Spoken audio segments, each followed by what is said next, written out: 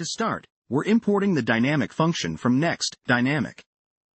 This function is used for lazy loading modules in NextJS applications, which helps in reducing the initial load time by splitting the code into multiple chunks that can be loaded as needed. Here, we're creating a constant called lazy component. This is our lazy loaded component. We're calling the dynamic function, which takes a function that returns a promise as its first argument. This promise is for importing our lazy component. Within the dynamic function options, we're specifying a loading component. This is a functional component that returns a simple paragraph with the text loading. It's a placeholder that will be displayed to the user while the lazy component is being loaded. We're also setting the SSR flag to false. This is an important step.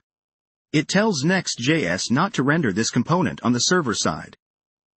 Server-side rendering, or SSR, is a feature of NextJS that renders components on the server before sending them to the browser.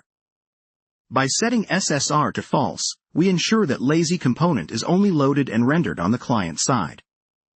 With the dynamic function configured, we close the statement. Our lazy component is now a lazy loaded component that won't impact our initial bundle size. Next, we're creating a function called homepage. This function is the default export of our module. In a React application, this is typically the main component that gets loaded when users visit your homepage.